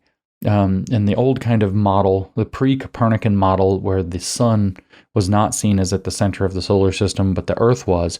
This is looking out, finding, you try to apply this thing, you figure out that you don't get right answers, things go badly, and then you draw epicycles on your orbits so that you can try to force the existing theory to keep working. That's what the dialectical relationship between practice and theory actually is.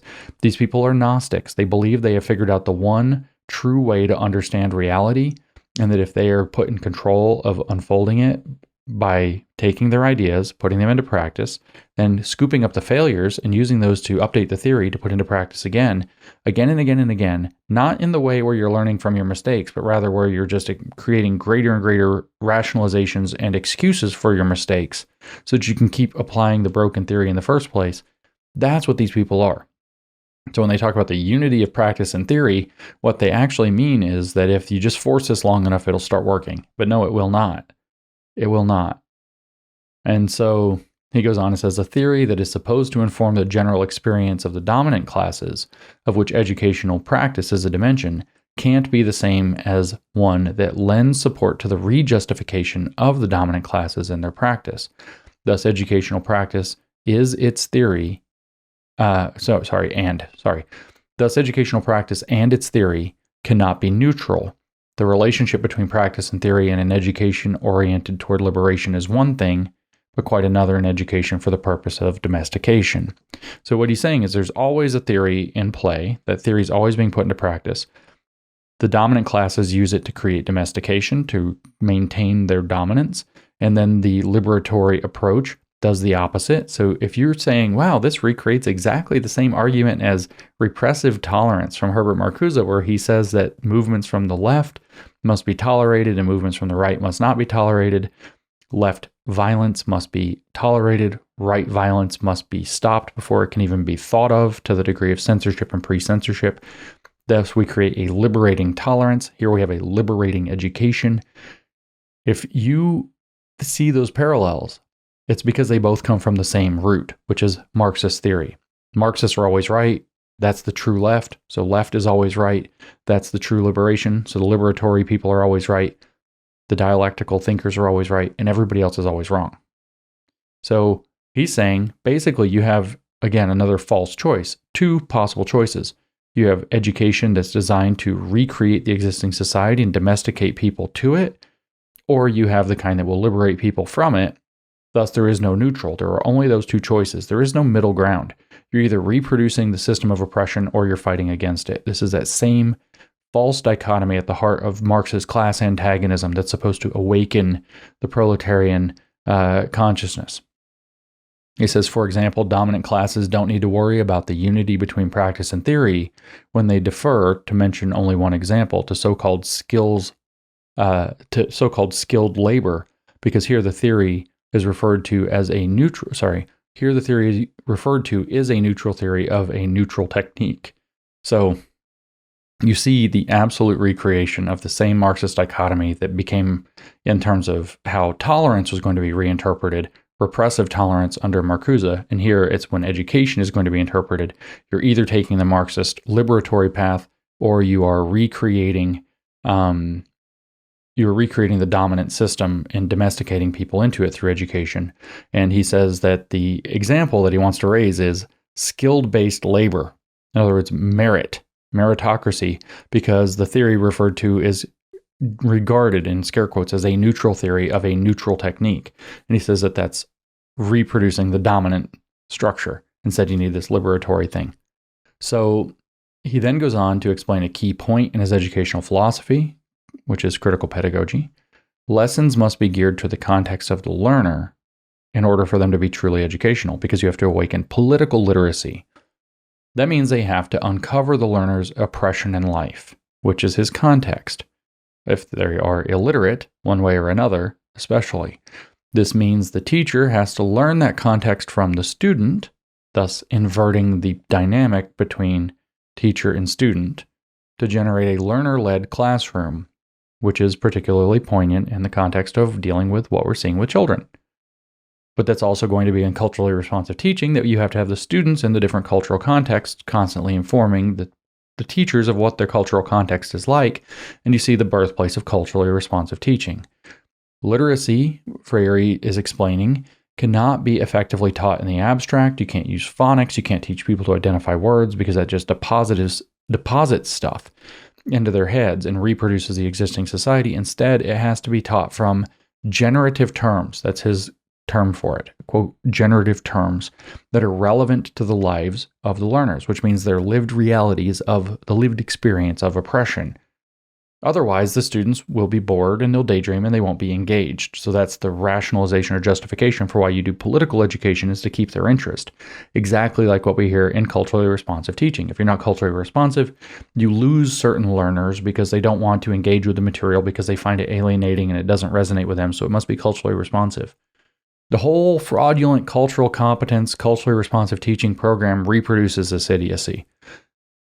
Of course, it also redirects educational resources like class time to discussing contexts all the time. So whining about oppression, grooming narcissism, just straight up sexual grooming, etc. And a lot of what's happening is done under the brand name of social emotional learning to do this. Social emotional learning is, let's talk about the context. Let's talk about the social context you find yourself in. What are the emotional challenges you're having? Let's induce vulnerability and then give you correct answers to the questions of that. Let's do this in math class, because that consciousness raising is more important than skills-based learning, because skills-based learning reproduces meritocracy, and skills-based learning reproducing meritocracy through the deposition of ideas from the existing society into the head reproduces the existing society and does not allow for a Marxist revolution to come about from those you are, the word would be educating, but it's actually programming with Marxism. So this is the Freire and Education model, and you can already hear how it connects to the things you are experiencing with your children in schools today.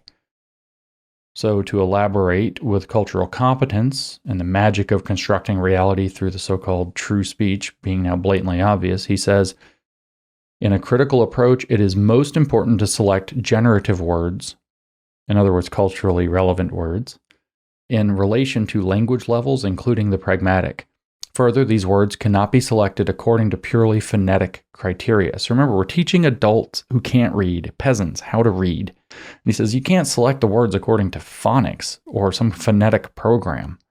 They have to be generative words. And the word he actually gives an example of somewhere later is struggle. You don't teach them, with the example of the grape and Eva, I think the word in Portuguese for grape is uva. So, something uva, something Eva, and you play these little cute games with syllables to get people to understand. It's a phonics thing. Now, you can't do that, he says. He explicitly says you cannot teach through phonics. You don't select teaching words through phonics. You teach through political relevance. He says a word can have a special force in one area, for instance, and not in others. This variation in meaning can occur even within the same city. So there's your cultural competence, and you have to constantly ask the exact students you're teaching, different neighborhood, different barrio, different whatever it happens to be, different hood. You got to have different cultural competency. You got to have culturally relevant in a different way, because the variation in meaning can occur even within the same city. And the point is to bring up generative concepts or generative words rather than skills-based learning like phonics, if you're teaching reading. He says to problematize the word that comes from people means to problematize the thematic element to which it refers. This necessarily involves an analysis of reality. And reality reveals itself when we go beyond purely sensible knowledge to the reasons behind the factors. Illiterate learners gradually begin to appreciate that, as human beings, to speak is not the same as to utter a word. So again, the religious context of speaking, having creative capacity. To speak is not the same as to utter a word or to say. To speak is not the same as to say, because to speak is how you proclaim the world, as he said. Okay?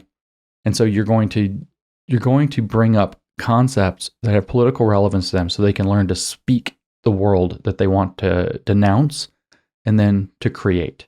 That's the Marxist program here. So they see themselves as an oppressed subject. That's where true subjectivity lies. It's in your understanding of the oppression that you're complicit in, whether you are oppressed or whether you are complicit in creating that oppression. You learn to speak into that. That's the point of education, because then you can denounce the existing world and announce the new world that you're trying to create through the revolutionary process of education. And that's critical pedagogy. Speaking on illiteracy as a form of oppression, Freire tells us here, it is essential to see that illiteracy is not in itself the original obstacle. It's the result of an earlier hindrance and later becomes an obstacle. No one elects to be illiterate. One is illiterate because of objective conditions, maybe like being 4. In certain circumstances, the illiterate man is the man who does not need to read. In other circumstances, he is the one to whom the right to read was denied. In either case, there was no choice. So he's saying that the society is making people illiterate. It is not, in fact, the person and anything to do with them that's the reason for their illiteracy. The society made them illiterate. Kind of funny when we go back to being a 4-year-old. He's, of course, talking about adult literacy and peasants, but this got transferred over the same way, and the mentality applies in the same way. People are disabled by society not accommodating them, rather than that they are disabled by having whatever disability. That is the social model of disability that was adopted in 1980 within disability studies, where it took its woke turn. So this same mentality, that's the society's fault. Society is the thing that has to be reorganized. And people are only illiterate because society is organized incorrectly. Because he says, no one elects to be illiterate. They were made illiterate by society. Illiteracy is a verb. would be the kind of thing that they would say about this. So he says, again, we emphasize that in the practice we propose, which is critical pedagogy, learners begin to perceive reality as a totality. So this is, again, the holistic nature of Hegelian and Marxist thought. Whereas in a reactionary practice, learners will not develop themselves, nor can they develop a lucid vision of their reality. They will overuse what we call a focalist vision of reality, by which components are seen without integration into the total composition. That sounds like, why in the world did you want to read that weird part, James? And the reason is because that's Marxist theology big time, or Hegelian theology. These are holistic visions. Marx is quite explicit. Lukács makes it very clear in History and Class Consciousness that it is literally not possible to understand the parts without understanding their relationship to the whole. And in fact, you must understand the whole, which includes the whole of history for Marx, in order to understand the parts. So what is being woke then? This is what being woke is. Learners begin to perceive reality as a totality, whereas in reactionary practice, learners will not develop themselves, nor can they develop a lucid vision of the reality. They will overuse what we call a focalist vision of reality, by which components are seen without integration into the total composition. Woke means that you're aware of the totality of the organization of society. In other words, it's structural power dynamics and the way that those are produced, and thus also the reason that they need to be overthrown. As a matter of fact, because history is a total concept, and you must understand yourself according to Lukács in terms of the totality of history, you also know your role. In other words, you know that you're on the right side of history when you're trying to overthrow the existing system. And so woke means that you're aware of the existing system and that you're aware of your role in overthrowing it. Hence the activist dimension being required. Okay? Because the totality of history has to go to justice or communism or whatever word they want to use, to the immanentization of the eschaton and the self-realization of the absolute in Hegelian terms. That's the dialectical process playing out to its end at the grandest scale. So the totality of the situation includes the totality of history, and the totality of history includes getting to justice and communist utopia. And the totality of history, therefore, to understand yourself as a component part of the totality of history and the society that will produce it, you must understand yourself as an activist working on the right side of history to get there. That's why I included this. This is critical pedagogy. Again, we emphasize that in the practice we propose, which is critical pedagogy, learners begin to perceive reality as a totality, whereas in reactionary practice, learners will not develop themselves, nor can they develop a lucid vision of the reality. All they do is learn to read or do math or something like that. They will overuse what we call a focalist vision of reality, where you're seeing parts like math or words or reading, by which components are seen without integration into the total composition, which is the transformation of history into the utopia, into justice, into communism. That's what critical pedagogy is actually about. And so that's a, frankly, very important little part to understanding Freire and his objectives. So now we use that to get into his concept that he calls transformative literacy. So literacy is being redefined in this chapter, not to mean what can you read or can you extract meaning from what you're reading, but rather can you use ideas that you're seeing on paper or in books or whatever in a text in order to, or that you can write or thus, as he says, speak, thus proclaim the world. Can you use that to transform the world into the Marxist utopia? He says, as illiterate learners go on to organize a more precise form of thinking through a problematical vision of their world and a critical analysis of their experience, they will be able increasingly to act with more security in the world. Literacy then becomes a global task involving illiterate learners and their relationship with the world and with others. But in understanding this global task, and based on their social experience, learners contribute to their own ability to take charge as the actors of the task, the praxis. And significantly, as actors, they transform the world with their work and create their own world. This world, created by the transformation of another world they did not create and that now restrains them, is the cultured world that stretches out into the world of history. All this is saying that education must be a Marxist project. Transformative literacy. Literacy means that you have become a conscious Marxist who's going to direct the path of history, to create the transformation of the world, to create their own world. Again, Marxism is at its kind of most simple nut and bolt. It is the idea that what separates mankind from the animals is that mankind is a subject. Therefore, he has a conscious vision in his head of that which he wants to bring into existence through his activity or his work.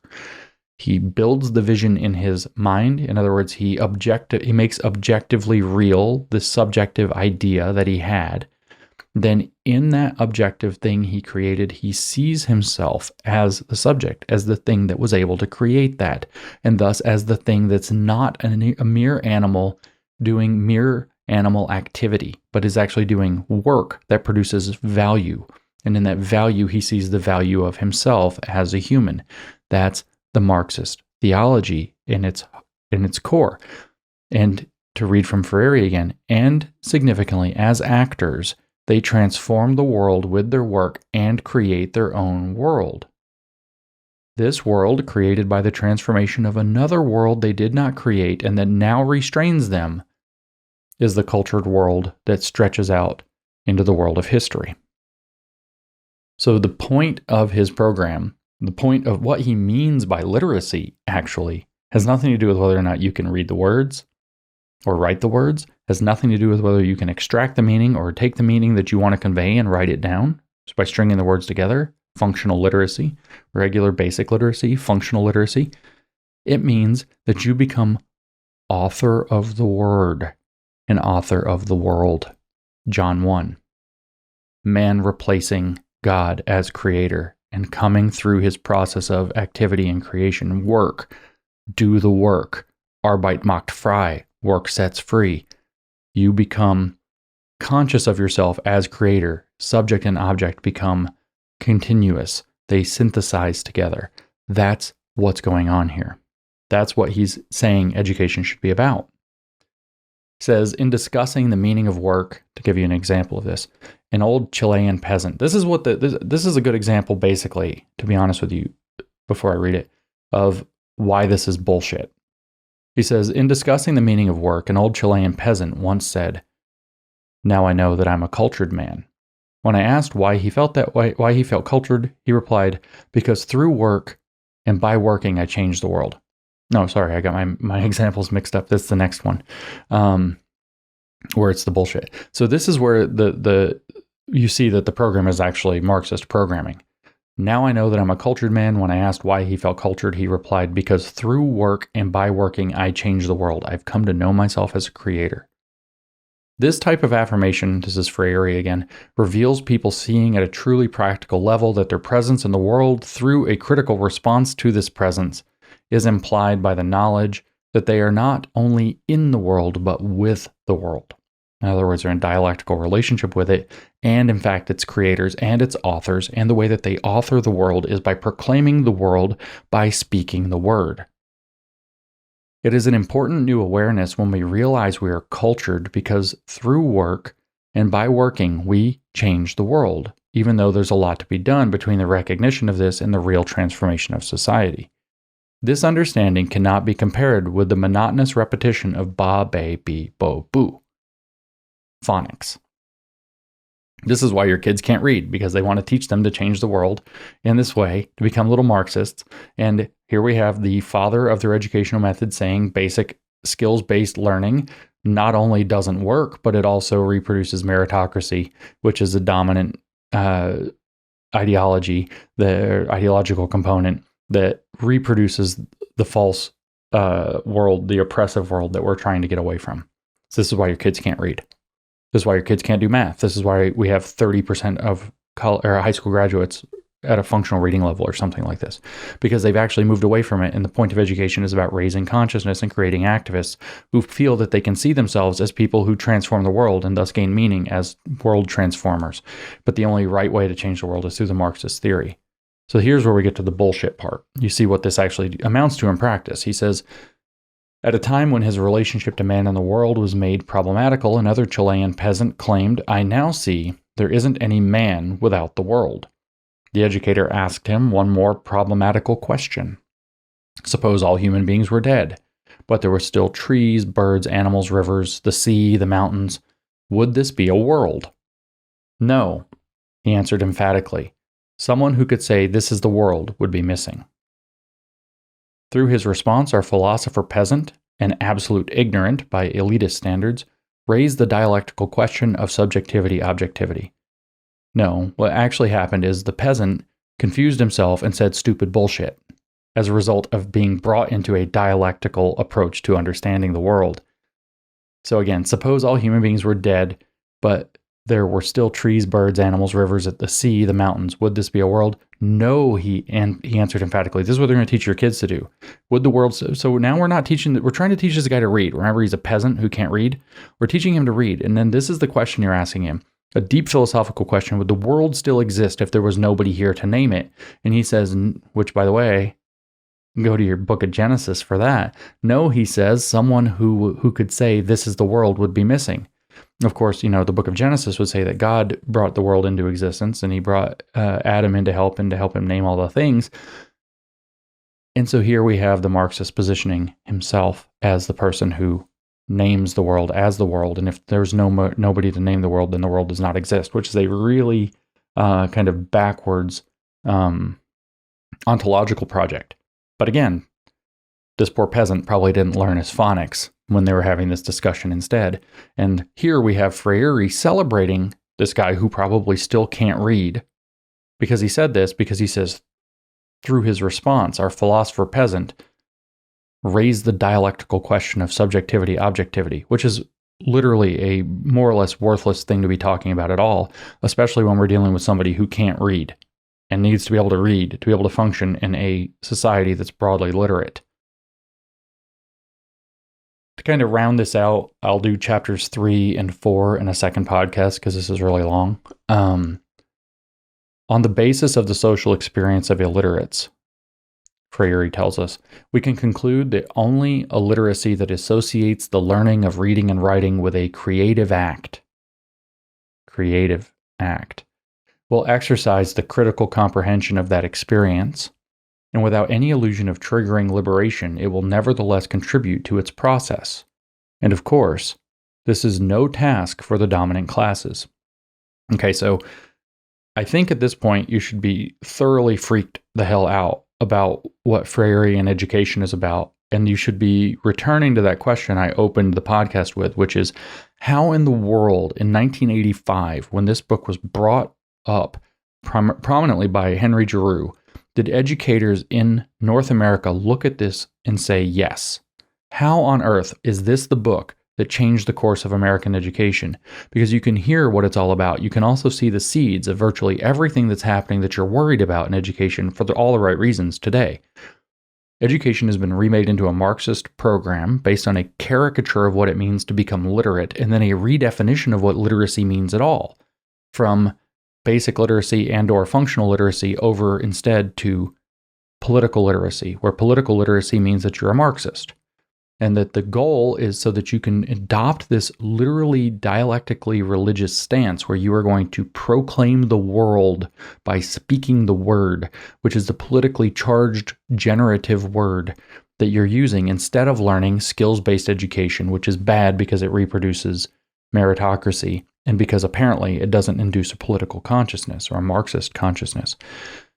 This is the Freirean reinvention of education. This is why I want to linger and spend so much time on Freire. This is why it's so important. So I was going to keep going, but chapters 3 and 4, I actually have shorter notes for these. So maybe I'll do 3, 4, and 5 as the next episode of the podcast, or maybe I'll just do 2 short ones. That'll be fun. I don't do short. But this has gotten really long, and I don't want to drag this out. In chapter 3, though, as a preview, what we're going to find out is that this idea of changing the world and proclaiming the world, etc., is really central to what's going on. So what we're dealing with is education being remade into a religious project, and the religion is Marxism, and the theology is Marxism. Okay? And then in chapter 4, it's really a short chapter, and I almost was just going to skip it because he's actually talking about specifically the agrarian reform movement in South America and how this applies to it. But there was enough there that I really wanted to be able to bring up about how this is a deeply Marxist project. So next episode of the podcast, we'll continue with this explanation and reading through Paulo Freire's The Politics of Education, which we've just gone through the first 2 chapters. I did 2 podcasts on their introduction where I read them explicitly. I don't know what I'm going to do yet. Chapter 5, I want to read in its totality. It's short. It's about social workers, which is odd in a book about education. And then chapters 6, 7, 8, and 9 are crazy religious. And then the chapters after that, I don't think are actually interesting enough on my reading through it to want to linger on a lot. I think we'll have had the point. So I don't know what I'll do yet with chapters 6 through 9, because I tried to read through them and make notes and say, oh, I should bring this up and that. And it's like, it's like, instead of it's like this paragraph and then I'll read a page or 2 and then that paragraph, like I've done for these, it's instead the other way around. It's like I could take that paragraph out, I could take that paragraph out. And it's just like handfuls of paragraphs I could skip rather than the other way around. So we'll see what I do with it. But we are going to explore this book and the Pedagogy of the Oppressed in tremendous depth, because we must understand what Paulo Freire did to education. And now you should have kind of a jaw-dropped, shocked sense of it now that we've gone through just these first 2 chapters. We'll catch you in the next one.